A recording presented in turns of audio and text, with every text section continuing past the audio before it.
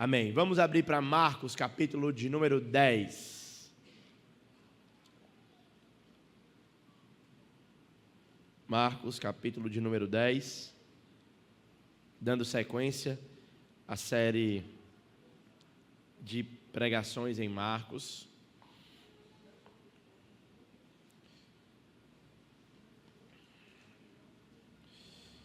Quando eu escolhi adotar o ensino expositivo e sequencial da Escritura, eu não sabia dos desafios que eu teria que enfrentar diante de mim. Certamente um dos principais desafios é ensinar textos que, se eu fosse escolher, normalmente eu não escolheria, para falar de temas que normalmente eu não falaria. E aprove ao Senhor que nessa noite abrisse em Marcos capítulo 10 para falar sobre a bênção do casamento, exatamente no dia em que celebro 8 anos de casado com a querida irmã Keise Vasconcelos.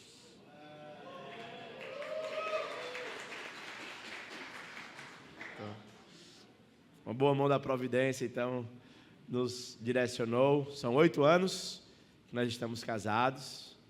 Fazem hoje, né, amor? Uma alegria linda, ó. Gostou, a Elô. Não é pra tu não, Elô. Não é pra tu não, Elô. 8 anos, 2 filhos, 16, 4. Né? Amém.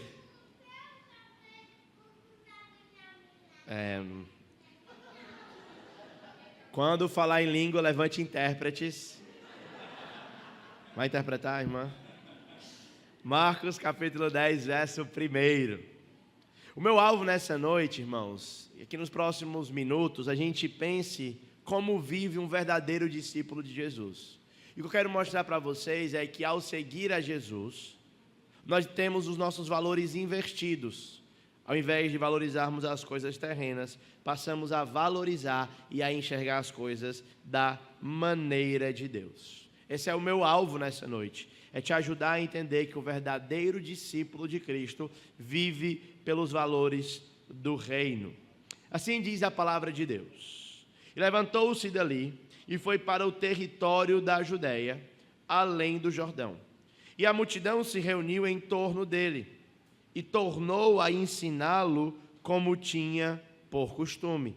Aproximando-se dele, os fariseus perguntaram-lhe, tentando: é lícito ao homem repudiar a sua mulher? Mas ele respondeu e disse-lhes: que vos mandou Moisés? E eles disseram: Moisés permitiu escrever carta de divórcio e repudiar. E Jesus, respondendo, disse-lhes: pela dureza do vosso coração, vos deixou ele escrito esse mandamento. Porém, desde o princípio da criação, Deus os fez macho e fêmea. Por isso, deixará o homem a seu pai e a sua mãe, e unir-se à sua mulher. E serão os dois uma só carne, e assim já não serão dois, mas uma só carne. Portanto, o que Deus ajuntou, não separe o homem. E em casa tornaram os discípulos a interrogá-lo acerca disto mesmo. E ele lhes disse: qualquer que deixar sua mulher e casar com outra adúltera, adultera contra ela. E se a mulher deixar o seu marido e casar com outro, adultera. Traziam-lhe as crianças para que tocasse, mas os discípulos repreendiam aos que lhes traziam. Jesus, porém, vendo isso, indignou-se e lhe disse: deixai-me a mim e não os impeçais. Deixai-me a mim os pequeninos e não os impeçais, porque dos tais é o reino de Deus. Em verdade vos digo que qualquer que não receber o reino de Deus como uma criança, de maneira nenhuma entrará nele. E tomando-as nos seus braços e impondo-lhes as mãos, as abençoou. Essa é a palavra de Deus. Quando a gente decidiu pensar em Marcos, a primeira grande pergunta que foi objeto das nossas reflexões foi: quem é Jesus? Eu tenho argumentado a cada domingo com você que essa é a pergunta mais importante da sua vida. E ela é importante porque nós temos quase 60 mil religiões no mundo inteiro. E de alguma maneira todas elas afirmam crer alguma coisa sobre Jesus. Como é então, cristão, que você sabe que o que você crê é a verdade? Como é, meu irmão e minha irmã, que você sabe que a sua crença está correta enquanto os outros estão errados? Alguém certa vez falou que todo mundo está no inferno de alguém. Se você é um cristão, ou simples atos de entrar por dentro dessas portas, lhe coloca no inferno dos muçulmanos. E para o ensino oficial daquilo que temos assumido, talvez não todos argumentem assim, mas o ensino oficial que temos assumido na nossa igreja de que Jesus é suficiente, muçulmanos, ao negarem a divindade de Cristo, também estão no inferno dos cristãos. Por isso, irmãos, quando eu abro a Bíblia e convido você a pensar nessas realidades, eu não estou pensando em coisas sem importância. Eu estou colocando você diante de uma reflexão que, se respondido equivocadamente, você pode perecer a sua alma por toda a eternidade. Mas o nosso alvo não é somente entender quem é Jesus. O nosso alvo é também entender o que significa segui-lo. E no texto que nós temos diante de nós, ou nos textos que temos diante de nós, seguir a Jesus implica em inversão de valores. Quando nós nascemos com valores que os homens dizem o espírito da época. Talvez você já tenha ouvido qualquer pregador ou um cientista social contemporâneo criticar o pós-modernismo.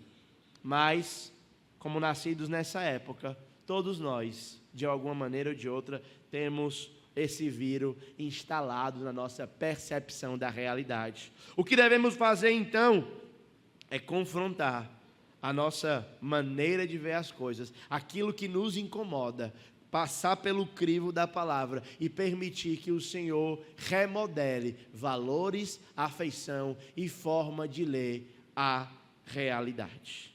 É exatamente isso que Jesus está fazendo nessa parte.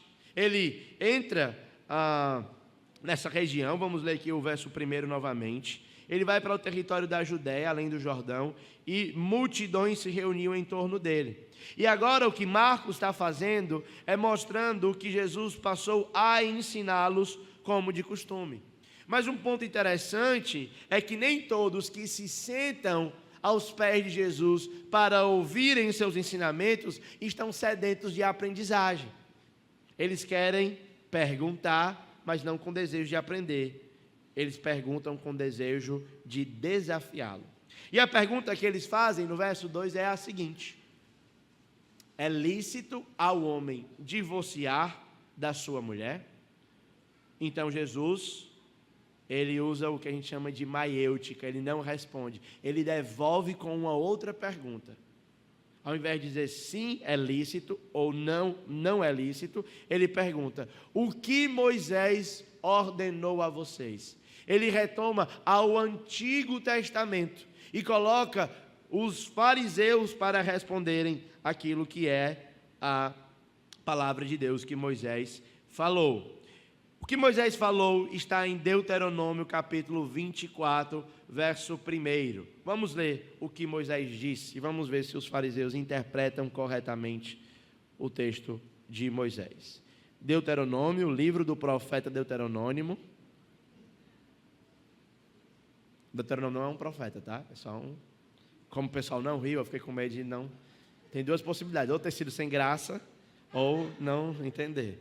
Carol, obrigado. Quando um homem se casar com uma mulher, e depois não a quiser mais, por encontrar nela algo que a reprova, ele escreverá à mulher uma certidão de divórcio. Entregará a essa mulher essa certidão e a mandará embora. Então, ao longo do Antigo Testamento, houveram duas tradições interpretativas, certo? A de Hilel e a de Shammai. Vocês não precisam se preocupar. Uma era mais tradicional, que entendia que algo que a reprova estão relacionados à imoralidade sexual.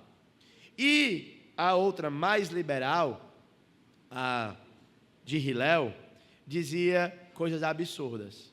Se a mulher falasse alto, a ponto que os vizinhos pudessem ouvir, se ela fosse, o marido chegasse em casa e tivesse louça suja, se ele... E aí as descrições são bizarras do que fazer algo que a reprova.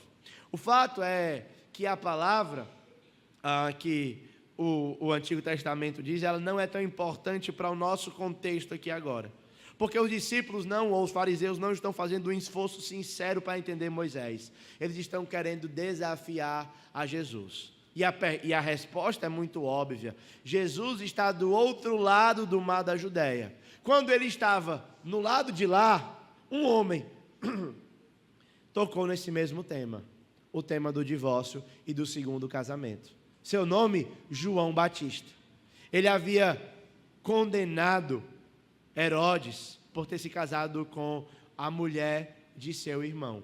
E todos vocês sabem que essa condenação e Herodes, João Batista, ao tocar nesse assunto, trouxe João Batista à prisão e à consequente morte. O que parece então é que os fariseus estão desafiando Jesus nesse... Diego, o som está falhando? Não é impressão minha? Não? É a minha garganta? Eles estão desafiando Jesus. Jesus então responde, ou os fariseus também respondem: Moisés permitiu escrever carta de divórcio e repudiar, voltando para Marcos capítulo 4. Verso 5, então, Jesus vai corrigir a interpretação dos fariseus. Jesus, ou Deus, ou Moisés, não permitiu o divórcio. O que ele fez, na verdade, foi uma concessão por causa da dureza de coração. Então existe aqui um ensino fundamental que diferencia a maneira como Moisés deve ser lido, como Jesus leu Moisés. Jesus, ao interpretar o texto de Moisés, não enxerga como um mandamento, mas ele enxerga como uma concessão. E ele explica que essa concessão aconteceu devido à dureza do coração do homem. Não é que o Senhor está encorajando isso, na verdade, ele está recriminando isso. A gente aprende nesse ensino, na forma como Jesus lida com o texto de Moisés, que o verdadeiro discipulado, o verdadeiro servo do Senhor, ele não vive a sua vida em busca de concessões. Concessões essas que muitas vezes são feitas em decorrência da natureza caída. Mas o verdadeiro servo de Deus, ele entende a intenção de Deus, o propósito de Deus e procura se alinhar a esse propósito. Eu estou dizendo isso porque, para além do tema familiar, existem muitas pautas cristãs em que os cristãos procuram concessão. Até onde eu posso ir para não pecar? Até onde eu posso fazer tal coisa para não pecar? Uma vez eu dei muita risada, né? A pessoa perguntou assim: o dízimo eu tenho que dar do líquido ou do bruto? Né? E assim, tem que ser 10% mesmo? Será que não dá para ser, sei lá, 9,2%? Né? Eu posso descontar aí o IOF e nesse sentido. E aí, essa preocupação matemática, ela pode esconder ou revelar um coração que não está em busca de atender aos padrões divinos, mas em busca de concessões. Qual é o mínimo que eu preciso fazer para amar Jesus? Um versículo por dia? Um culto por semana? Ou 4 por mês? 1 por mês? Uma escola bíblica? E aí a gente, ao invés de elevar os padrões para aquilo que Deus quer, a gente vai buscando concessões. E dessa maneira, nós vamos vivendo, ou corremos o risco de viver um cristianismo medíocre. Cristão, por favor, eu te imploro, não procure o mínimo que você pode fazer. procure o máximo, alinhe-se ao padrão de Deus, não às concessões. Isso acontece no casamento. Ele fala, então, voltando para o nosso tema, e Jesus está mostrando isso, é por causa da dureza do coração. É por conta da dureza do coração que nós temos o adultério, que nós temos a incompatibilidade, que nós temos as agressões. E Jesus, o Senhor, não quer permanecer, ou não quer que alguém permaneça nesse estado, né? Com isso eu não estou dizendo que Deus não quer que você não sofra. Eu não entendo assim. Eu acho que em alguns momentos da vida o sofrimento é a agenda de Deus. Mas em um sentido, isso não pode ser uma justificativa para o divórcio. Se você é um cristão casado, divórcio não deve ser considerado uma opção para resolver conflitos no seu matrimônio. Não é? Se você é um cristão, você quer servir a Deus, existem algumas concessões para o divórcio. Eu entendo. Mas essas concessões não são recomendadas. Elas só aparecem por conta da dureza do coração. Então, ao invés de buscar sombra nas concessões, amoleça o coração, converta o coração, volte-se a Cristo e atenda aos padrões que Ele estabeleceu para a sua vida. Como cristãos, nós precisamos também sermos seres humanos maduros, não é? Então, às vezes, a gente está passando por momentos de dificuldade e incompatibilidade, que é comum a um ambiente onde dois pecadores vivem, e aí a gente vai separar, né? Eu estava conversando com uma pessoa e disse assim: você tem certeza de que estavam noivos, né? Você tem certeza de que o seu noivo aí é a pessoa com quem você quer dividir o resto dos seus dias? Eu não, mas depois se eu casar, se não der certo, eu separo. Isso é muito simples, né? Muito simples.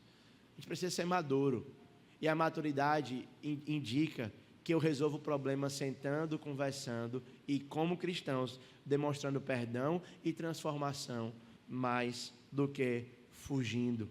Portanto, meus irmãos, vocês hoje, eu creio que estão passando por dias felizes e alegres no seu casamento. Mas se dias tenebrosos vierem, não considere para o seu cônjuge, nem no seu próprio coração, o divórcio como uma solução para o problema. Amém? Eu gostaria de recomendar que você procurasse, e aqui eu quero dizer para aqueles que talvez não estão passando por um momento bom na sua família, que já tem considerado o divórcio no seu coração, procure os pastores dessa igreja, procure os líderes de IPG, procure ajuda para que você seja aconselhado e orientado à luz da palavra de Deus a como resolver os seus dilemas. É mais fácil ter um coração duro do que um coração convertido e quebrantado. Mas se você é crente, servo de Jesus, você tem que amolecer o seu coração, pedir perdão e não considerar o divórcio. A razão pela qual isso acontece é porque no verso 6, ou porque nós devemos viver dessa maneira, é porque no verso 6 o Senhor nos diz que desde o princípio da criação Ele fez macho e fêmea. Aqui nós lembramos que o casamento é uma constituição estabelecida por Deus de origem heterossexual. Eu não acredito que, como cristãos, nós sejamos contra a prática do homossexualismo. Eu, pessoalmente, não sou contra, certo? Não sou contra.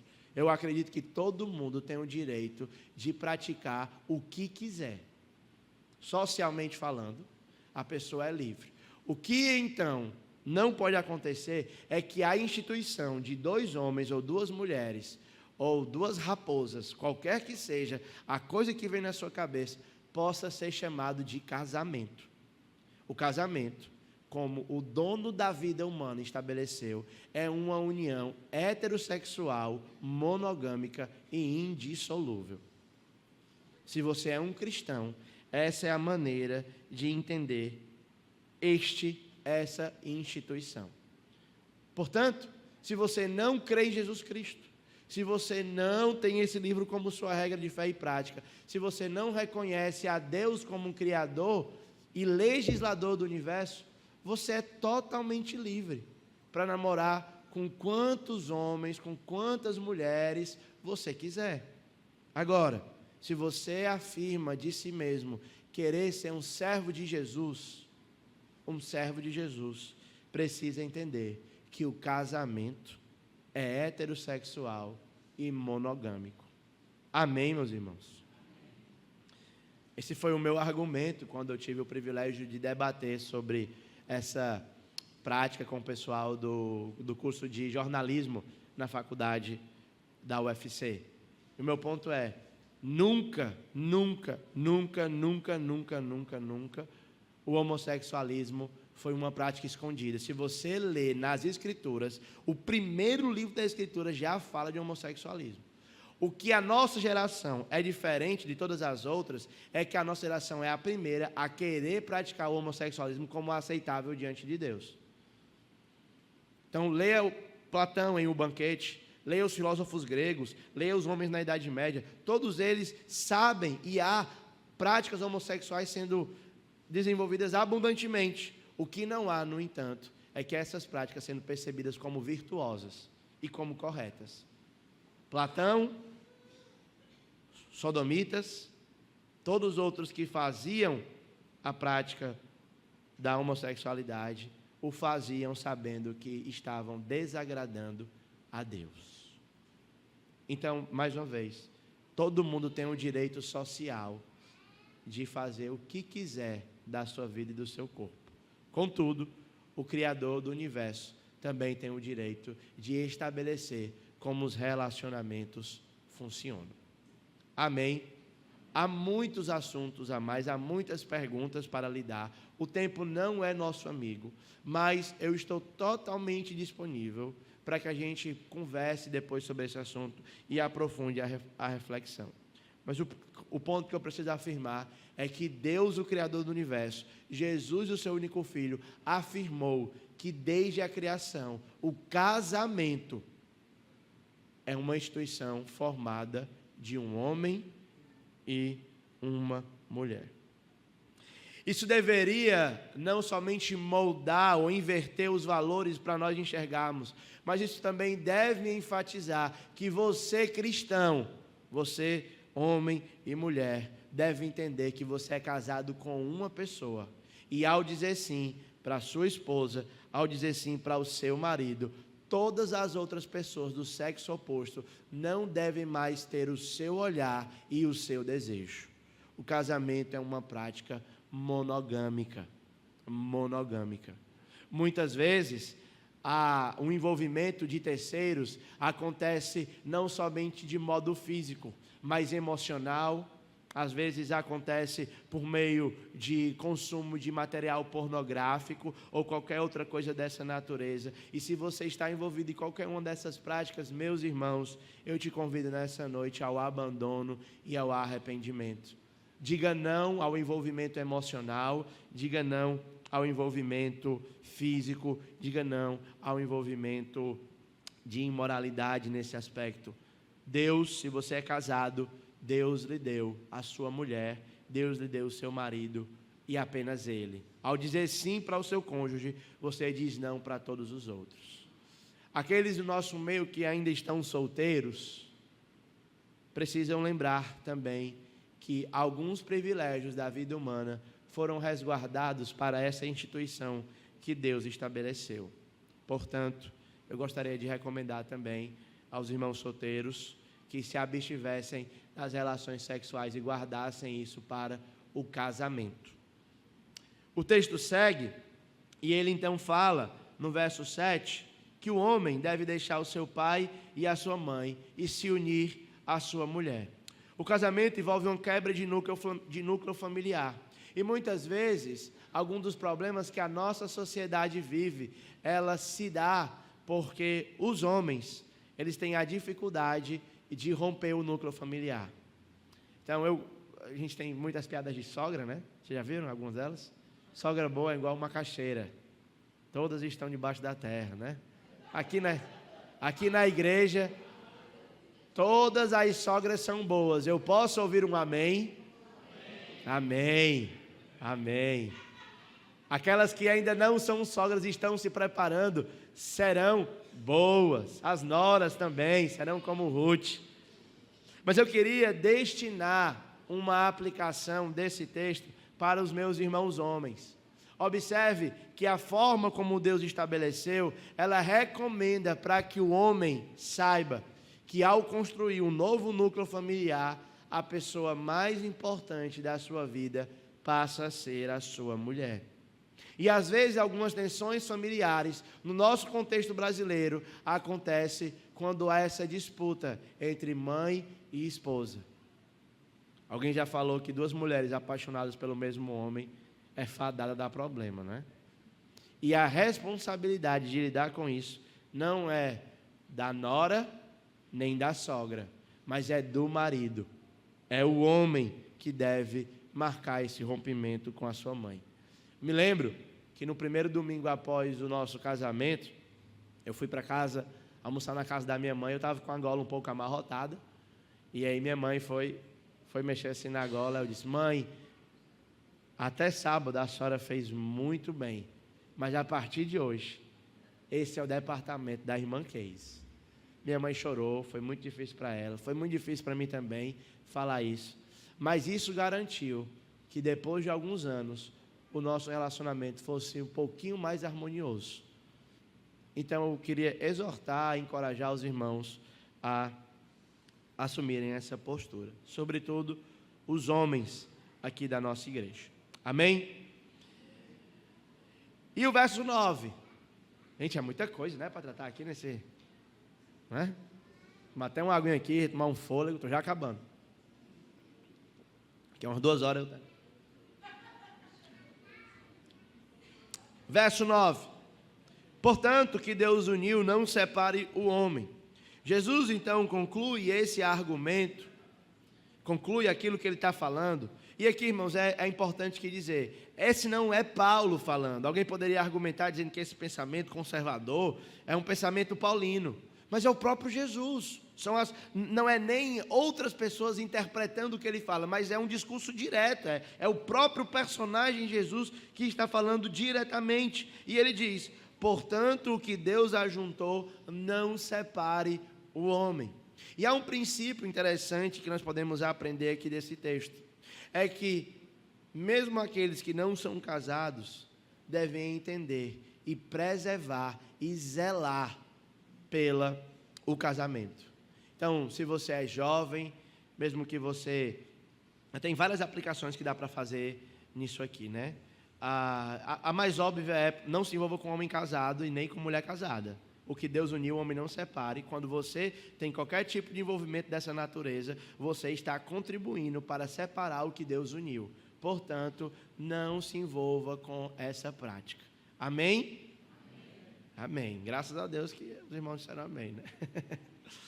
Mas a outra é que mesmo jovens, crianças, pessoas que não estão vivendo dentro desse contexto agora, de alguma maneira a nossa postura ela deve zelar para enxergar essa instituição como uma boa dádiva que Deus deu aos homens.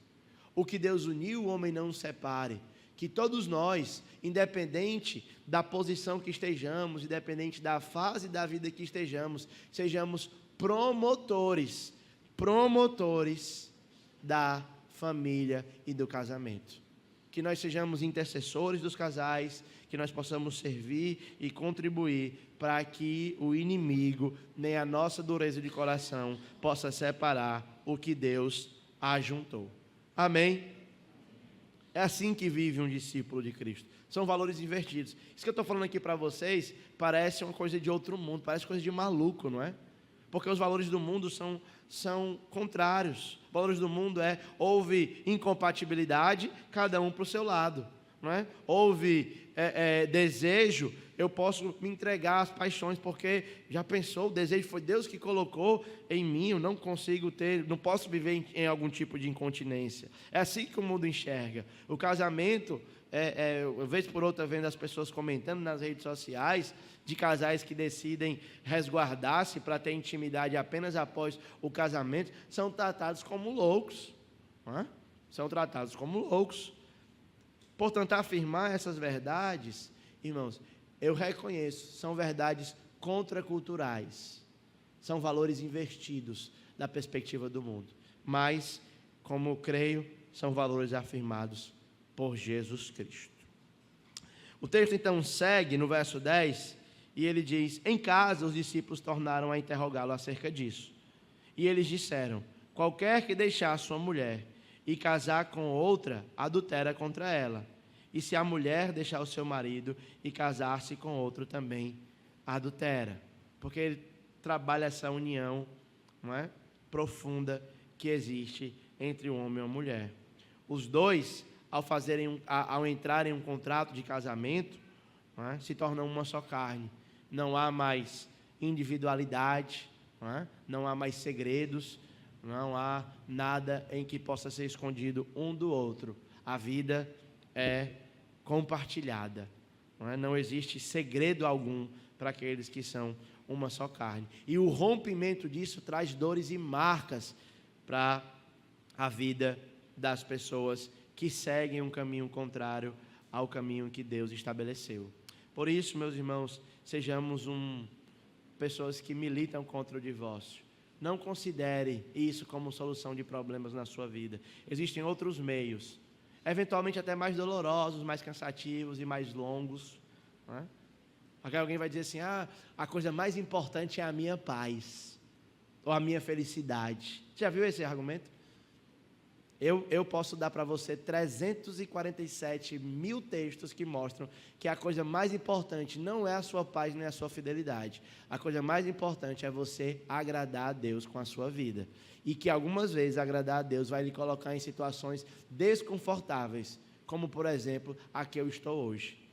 Não queria falar sobre esses assuntos. Sei que serei contrariado por muitos de vocês, e eu estou tudo bem com isso. Inclusive dou liberdade para que vocês venham até mim contrariar, para que a gente possa explicar com mais clareza. Mas se a paz fosse o compromisso útil do meu coração, dificilmente eu me colocaria aqui diante de vocês, abriria esse texto e o ensinaria. E a felicidade nem preciso falar, né? Eu teria meu nome sujo, porque eu nunca paguei um boleto rindo. Toda vida que eu pago um boleto, especialmente os de multa e de imposto, eu pago, irmãos, com uma tristeza no coração absurda. Eu tenho até que vigiar para mim não pagar amaldiçoando. Então, algumas coisas a gente precisa fazer que não nos deixam felizes e que não nos trazem paz no coração, mas porque nós queremos honrar e agradar a Deus. Amém? Ufa! Versículo 13. Traziam-lhe as crianças para que a tocassem, e os discípulos repreendiam os que traziam as crianças. Jesus, porém, vendo isso, indignou-se e disse-lhes: deixai vir a mim os pequeninos e não os impeçai, porque dos pequeninos é o reino do céu. Em verdade vos digo que não receber o reino de Deus como uma criança, não entrará nele. E tomando-o em seus braços, impondo-lhe as mãos, as abençoou.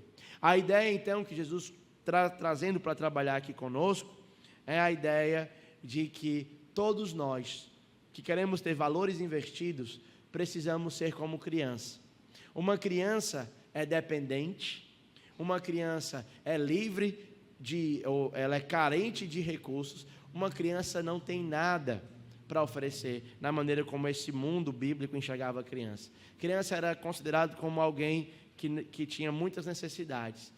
E a ideia é que você receba o reino como uma criança, consciente da sua dependência de Deus, consciente de que você não pode entrar no reino por sua própria força, que a entrada no reino é fruto da graça. Algumas vezes eu vejo algumas pessoas falando assim: rapaz, eu vou para a igreja. Eu digo: por que você está na igreja?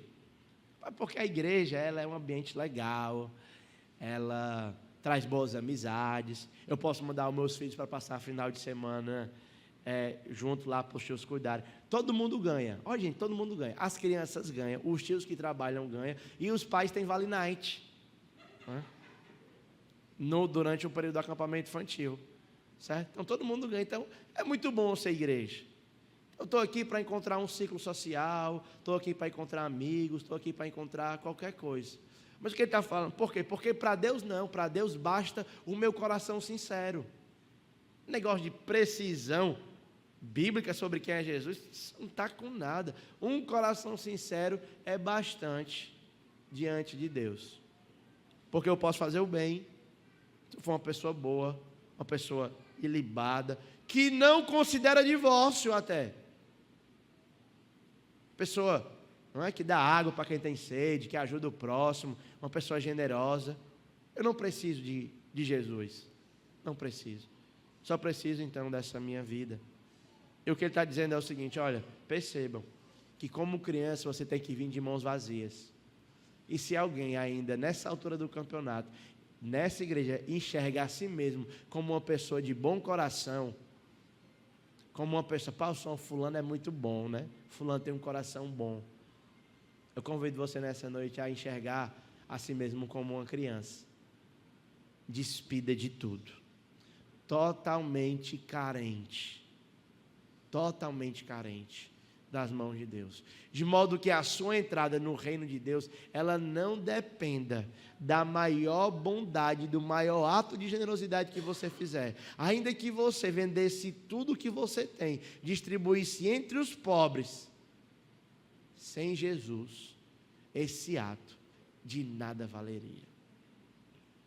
Ainda que você tivesse uma fé para mudar o monte da Sabiaguaba para o Porto das Dunas, postasse nas redes sociais, todo mundo viralizasse, todo mundo disse assim: ali está um homem de fé, ali está uma mulher de fé. Sem Jesus, nada disso valeria. Portanto, o meu convite para você nessa noite é: olhe para si mesmo e perceba, eu não tenho bondade em mim que seja capaz de fazer com que Deus abra um mero sorriso para mim. A única bondade que existe em mim foi a que me foi imputada por Cristo. E é por causa disso que eu caminho. É assim que implica receber o reino de Deus como uma criança. Eu terminarei por aqui, o Senhor Deus permitindo. Nas próximas oportunidades volto para terminar o capítulo 10, a partir do verso 17. Mas por hora eu gostaria de reafirmar isso. O casamento contracultural é heterossexual, é monogâmico e indissolúvel. O que Deus uniu, o homem não separa, e portanto oremos pelas famílias, e que você seja como uma criança que receba o reino de Deus despido de bondade própria. Amém? Vamos orar? Gostaria de ter um tempo de oração junto com vocês. E nessa oração, eu gostaria que nós orássemos pelos casamentos da nossa igreja. Queria que nós orássemos por aqueles que estão solteiros e que querem se casar. Os jovens aí estão todos, né? Esses aqui, uns estão mais perto, tem uns que estão mais perto, né? Então, estão em pé para orar, vamos ficar de pé também, irmãos, aproveitar aí os jovens. Estão querendo casar mesmo, viu? Estão querendo casar esses. Eu queria que nós orássemos por aqueles que já estão casados e que hoje desfrutam de dias bons. Que o Senhor perdure e perpetue os dias bons na sua casa e na sua família. Queria orar por aqueles que estão talvez em dias maus, que o Senhor possa trazer alívio, refrigério e conforto. Eu queria orar por aqueles que estão planejando casar, aqueles que já têm alguma pessoa em mente, aqueles que ainda não têm alguma pessoa em mente, que Deus possa abençoar, de modo que nós sejamos uma igreja, continuemos a ser uma igreja que zela por casamentos e por famílias. Amém? E quero orar também por você, que talvez ainda não enxergue a si mesmo como carente de Jesus Cristo. Hoje, talvez nessa noite você pode, nós vamos já celebrar o sacrifício de Cristo. E não existe momento mais apropriado do que esse para você entregar a sua vida a Jesus. Portanto, eu convido a vir à fé alguém que ainda não creu em Cristo. Se tiver alguém nessa noite que ainda não creu em Cristo, levante uma de suas mãos, eu estarei lá fora. Eu quero conversar com você após o nosso serviço de culto. Vamos orar. Levanta a mão para a gente orar. Senhor, nós queremos agradecer a Ti, porque nós não fomos deixados sem instrução. A Tua palavra é clara e rica em detalhes sobre como a vida deve ser vivida aqui debaixo da terra. E Te pedimos, Senhor, Te pedimos pelas famílias aqui dessa igreja, as que já foram construídas, as que ainda vão se construir, as que estão vivendo os seus dias bons, as que estão vivendo os seus dias maus, que o Senhor possa visitar cada uma. Senhor Deus, nós oramos por aqueles que estão no nosso meio, que talvez não partilham mais desse ambiente de casamento, seja pela dureza do coração, seja pela viuvez, que o Senhor também contemple cada um que está aqui nessa noite. Eu oro, Pai, para que o Senhor prepare também um cônjuge para aqueles que desejam casar no nosso meio, conforme a Tua boa vontade. Eu oro para que enquanto eles estejam solteiros, o Senhor os mantenha puros, ó Pai, puros na Tua presença, puros de olhos, de coração. Eu oro também, Senhor Deus, para que o Senhor possa guardar e providenciar todas as coisas. Eu oro por conversão nessa noite também, ó Pai.